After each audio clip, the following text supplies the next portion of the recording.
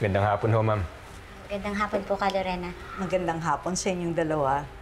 It's nice to see you, Lilet. Hindi tayo nakapag-usap bago ka umalis sa Keystone. Do you have a minute? Pwede ba tayo mag-usap ngayon? Ay, sige po.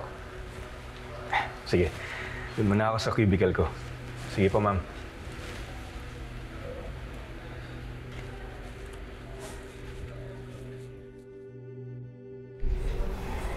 Ka, Lorena, pasensya na po kung hindi na po ako nakapagpaalam sa inyo nung umalis ako, ha. Hindi ko na po kasi talaga kinakaya yung working environment dito sa Keystone, eh.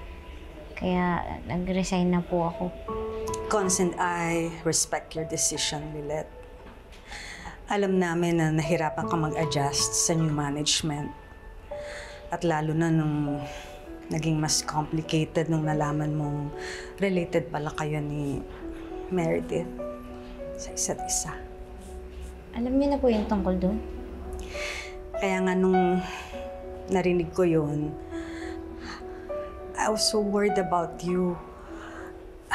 Alam ko mahirap para sa yung tanggapin na biological mother mo si Meredith.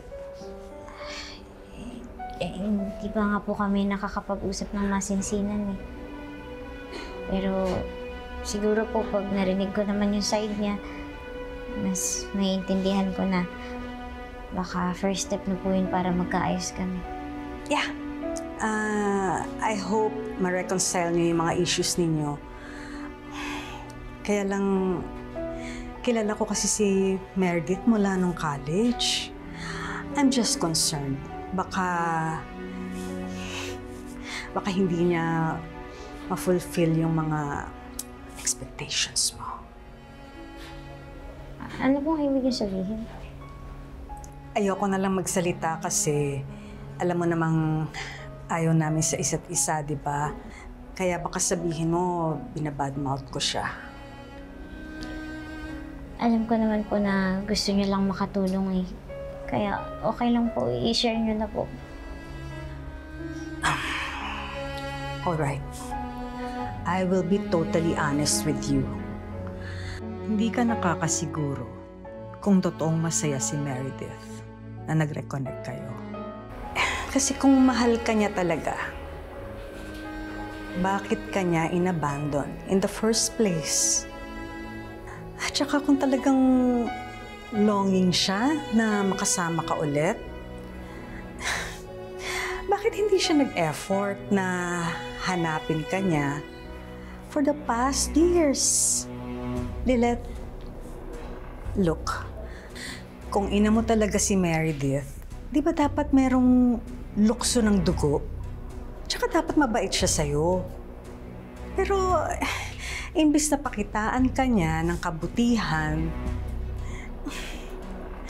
lalo ka lang niyang inaaway, pinahihirapan. Swerte ka lang na nandyan si Tinang. Lagi siyang andyan sa'yo kahit anong oras. At ako, tinuring na kitang parang anak. Pero si Meredith, maaring sinilang ka niya, but she was never a mother to you.